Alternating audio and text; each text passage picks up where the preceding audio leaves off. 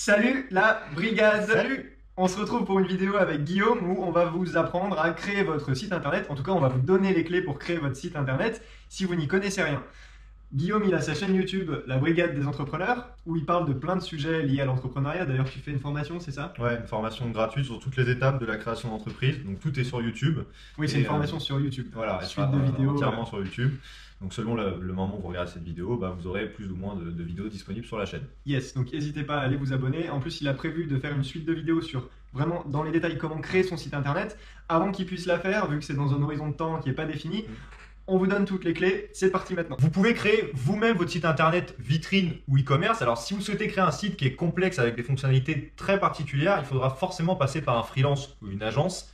Pour la plupart des fonctionnalités, vous allez trouver des solutions prêtes à l'emploi. Donc on va vous en parler juste après. N'oubliez pas que votre budget pour créer votre site internet, il doit toujours dépendre de votre retour sur investissement. Donc avant de penser à faire un énorme site avec des fonctionnalités très compliquées, demandez-vous toujours si vous ne pouvez pas commencer par une version beaucoup plus simple qui fera largement l'affaire. D'ailleurs, des fois, c'est ce que font la plupart des gens, hein. Ils Ouais. essayent de faire tout le temps compliqué, ils voient tout. Alors que des fois, une solution toute simple, même une page Facebook, un compte Instagram, il y en a qui commencent comme ça et ça leur suffit largement pour commencer à vendre. L'important, c'est de commencer à vendre. Donc, par exemple, si vous voulez faire un site e-commerce, vous avez le choix entre le faire sur mesure, donc par une agence ou un freelance, le faire par un prestataire en utilisant une solution qui est prête à l'emploi, donc c'est plus limité mais c'est moins cher, et le faire vous-même avec une solution prête à l'emploi. Autre exemple, si vous voulez faire un site pour une maison d'hôte, donc il n'y a pas encore beaucoup de réservations, au lieu de faire votre propre site de réservation, pourquoi ne pas faire, en plus d'être sur les sites comme Airbnb ou ce genre de choses, pourquoi pas faire une simple page qui présente quelques photos, les horaires et le numéro de téléphone pour vous appeler, au lieu de faire un système de réservation complet. Au pire, vous renvoyez vers Airbnb, comme ça c'est fait. Tout ça pour gagner de l'argent, enfin du temps et de l'argent. Voilà, il faut toujours se demander si une fonctionnalité elle est vraiment indispensable au début avant de la faire.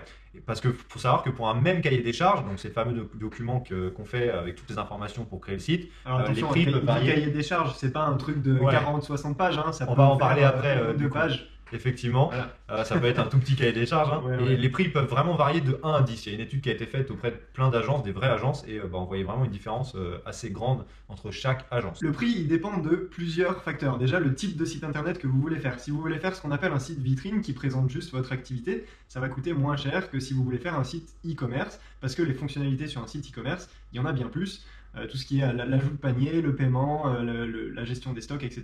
Même s'il y a des outils préfaits sur ces sites, pour ces sites e-commerce, ça demande plus de travail pour le prestataire ou pour vous. Deuxième facteur, c'est la complexité du site internet à créer. Donc déjà, vous voyez un petit peu la différence entre vitrine et e-commerce. Plus vous aurez des fonctionnalités et des choses complexes à ajouter sur votre site, plus ça va vous coûter cher. Par exemple, on prend les sites d'automobile où vous pouvez customiser la couleur des voitures, vous pouvez le voir en direct, ou les sièges, changer leur texture, etc.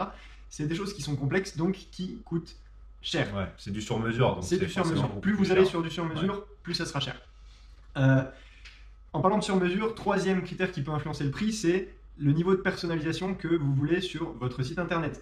Donc si vous voulez faire un design qui vous correspond, tout faire de A à Z, ça va vous coûter plus cher que si vous partez sur un thème qui est déjà prêt, qui vous coûtera beaucoup moins cher. Alors vous avez peut-être l'impression de ne pas avoir votre site à vous, mais les gens, quand ils vont sur votre site, ils vont pas s'en rendre compte. Il y aura votre logo, voilà. Ouais, puis vous pouvez changer vos typographies, vos couleurs. En fait, vous pouvez faire quand même tout ce que vous voulez à peu près, hein. Ouais, un thème, ça s'adapte. C'est comme du sur-mesure en fait, limite, hein. Exactement. Voilà. Vous pouvez faire quelque chose à votre image. D'ailleurs, Guillaume, tu as fait ton site avec ça. Ouais. C'est ça. On va vous afficher le site de la Brigade du Fric qui est également fait avec ça. On va vous les afficher pendant qu'on parle. La qualité, elle influe aussi sur le prix. Vous trouverez par exemple certains prestataires qui vous feront un site pour 500 €. Avec un thème préétabli, vous aurez peu de conseils, voire pas du tout. Donc une qualité qui peut se rapprocher de médiocre. Mais attention, on dit médiocre, ça ne veut pas dire que c'est pas adapté à votre situation. Pour les prestataires, ce que vous pouvez faire, c'est que vous pouvez regarder les références du prestataire, ce qu'il a fait avant, comment il l'a fait. Comme ça vous permettra de savoir un petit peu à quoi vous pouvez vous attendre avec ce prestataire. Pareil, au niveau de la qualité, un mauvais développement du site, de votre site, ça peut entraîner des frais supplémentaires. Toujours en restant dans la bulle du prestataire, le niveau de service du prestataire, ça va influer sur votre prix. Donc, tout ce qui est hébergement du site, est-ce que c'est inclus? Est-ce que c'est lui qui s'occupe de les appeler quand il y a un problème? Est-ce que c'est lui qui s'occupe de mettre à jour? Les prestations de sécurité, est-ce qu'elles sont comprises par rapport à votre site internet? Est-ce qu'il y en a besoin aussi? Est-ce que c'est vraiment important? Est-ce que la formation elle est comprise. C'est-à-dire que s'il y a un prestataire qui vous installe un site où vous pouvez ajouter du texte vous-même, des pages, des articles, etc., est-ce que vous savez comment l'utiliser? Est-ce qu'il vous apprend comment l'utiliser ou est-ce qu'il vous laisse vous débrouiller? Pareil pour le référencement. Là, il y a beaucoup de gens qui veulent être premiers sur Google rapidement. C'est ça. Ça demande du temps, ça demande une certaine réflexion, ça demande des textes qui doivent être parfois adaptés.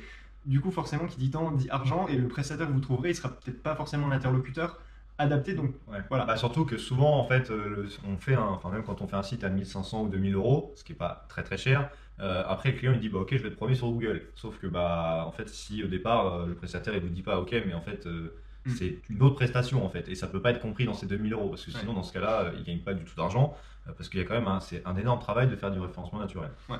Voilà. Alors en général sur le nom de votre marque ou de votre site internet, vous serez bien référencé, mais si vous voulez être référencé sur meilleur gîte dans la Haute-Garonne, c'est un département de Haute-Garonne. Tout à fait. Voilà. je dis ça au hasard. Ça risque de demander un peu plus de travail, voilà, pour vous donner un contexte. Dernier élément qui risque d'influer sur les prix, c'est les marges qui sont effectuées par votre prestataire. Est-ce que c'est une agence? Donc qui dit agence dit employé, dit bureau, dit voilà des charges à payer. Alors qu'un prestataire qui travaille de chez lui, qui n'aura pas de bureau, qui travaille seul, aura moins de charges. Donc ça se reflètera peut-être sur les tarifs qui vous sont proposés. Alors vous l'aurez compris, selon le type de prestataire que vous allez choisir, vous devrez passer plus ou moins de temps sur votre projet. Dans tous les cas, ne croyez pas que le prestataire il va tout faire pour vous. Par exemple, il va falloir rédiger les textes, choisir vos images éventuellement si vous voulez quelque chose de spécifique. Encore une fois, plus vous participez, moins ça va vous coûter cher, c'est logique. Pour fluidifier la prestation, ou même si vous le faites vous-même d'ailleurs, c'est très important de faire en amont un cahier des charges. Le fameux cahier des charges, on en parlait tout à l'heure. C'est un document très important. Pourquoi? Parce qu'il vous permet à vous de vous poser les questions, les bonnes questions pour détecter les difficultés qui risquent de se poser. Organiser vos idées, voilà, donc quelle page je vais faire, quel contenu je vais mettre, etc. Au final, quand on commence à y réfléchir, on se rend compte que c'est pas si simple que ça. Et montrer au prestataire aussi que vous n'êtes pas un amateur. Ça compte. Ça vous lui permettra de moins vous arnaquer pour ceux qui des fois abusent un petit peu. Et pour le prestataire, ça va vous permettre de comprendre beaucoup plus rapidement votre projet parce que ça va lui éviter de vous poser les questions parce qu'au final vous aurez déjà répondu, en tout cas dans la plupart des questions dans votre cahier des charges. Ça sera plus simple de déterminer un budget et il y aura plus de confiance dans le déroulement du projet. Donc pour trouver un exemple de cahier des charges, vous tapez sur Google modèle cahier des charges, vous en avez des dizaines qui vous en proposent, donc n'hésitez pas à le faire. Et pensez également à l'après, donc tout ce qui est maintenance, évolution possible dans ce cahier des charges. Par exemple, si vous avez un site vitrine, mais vous savez que plus tard, ça va être un site e-commerce ou un site multilingue, il faut tout de suite y penser. Parce que si vous commencez à construire une solution vous-même ou avec un prestataire et que après vous vous dites ok, je veux faire du e-commerce et que c'est pas fait pour, là vous serez bien embêté parce qu'il faudra tout refaire. On va voir les différentes solutions, avantages et inconvénients de ces solutions qui s'offrent à vous. On les a séparées en 3 groupes. Premier groupe, les solutions do-it-yourself comme Wix, où là, c'est des solutions qui peuvent convenir à certaines personnes, mais nous, on trouve qu'il y a mieux. Ce qui nous amène au deuxième groupe, les solutions open source comme WordPress. Et ensuite, il y a les solutions sur mesure, où là, vous faites vraiment votre site sur mesure de A à Z. Donc, on va prendre pour chaque solution les plus, les moins et les services que vous pouvez utiliser pour ces solutions. Donc, les plus des solutions do-it-yourself, déjà, c'est le prix. Même si parfois c'est cher, bien plus cher que la solution open source, donc le deuxième groupe, comme WordPress, qu'on installe soi-même, c'est un plus pour certaines personnes. Facilité d'utilisation aussi de ces services. C'est très simplifié pour le coup. Vous n'avez pas besoin de vous former ou quoi que ce soit, c'est fait pour. L'interface est facile d'utilisation. Vous avez un gain de temps parce que vous n'avez pas forcément à passer par un prestataire, vous n'avez pas à avoir de connaissances préalables. Vous êtes tout seul dans ce genre de situation, en général. Les modifications sont possibles et il y a de la sécurité qui est assurée par la plateforme qui vous propose le service. Les moins, c'est que vous êtes bloqué un petit peu par le système, vous êtes limité par leurs règles et comment ils définissent leur plateforme. Pas possible de développer de nouvelles fonctionnalités, vous n'êtes pas propriétaire du site non plus. Et si ça ferme, du coup, votre site il disparaît. C'est pas comme open source qui est sur votre serveur. Exactement. Donc là, vous avez. La qualité visuelle qui dépend aussi de vous, et là il y a beaucoup de gens qui s'improvisent graphistes et qui font des trucs qui sont pas forcément... Années 95, faut le dire. Voilà. C'est années 95. Et dernier point négatif pour ces solutions, c'est le référencement qui n'est pas toujours optimisé. Les services à utiliser pour le premier groupe, donc le do-it-yourself, c'est Orson, Strikingly. On vous mettra tous les liens dans la description. Strikingly, c'est pas mal. Il y a Squarespace qui est bien aussi. Webself, Webself.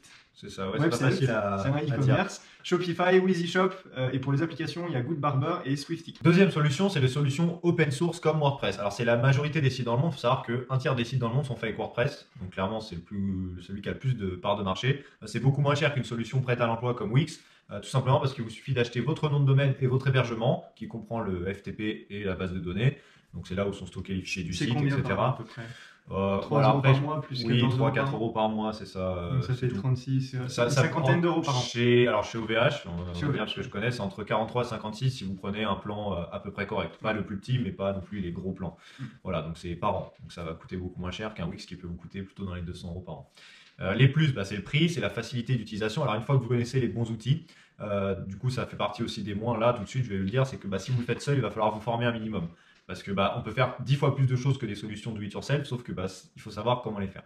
Vous pouvez donc faire tout ce que vous voulez, vous êtes propriétaire du site puisqu'il est sur votre serveur. D'ailleurs, chose très importante, quand vous faites faire vos sites par un prestataire, soyez bien propriétaire du nom de domaine et de l'hébergement. C'est-à-dire il y en a qui vous proposent de l'acheter pour vous, sauf qu'après c'est sur leur compte et le jour où vous voulez changer de prestataire, vous êtes bloqué. Voilà, donc vous achetez chez vous et comme ça, lui après il peut travailler dessus et vous viens de êtes dire ça. Ouais. propriétaire, parce que j'ai eu pas mal de clients qui ont eu ce problème-là.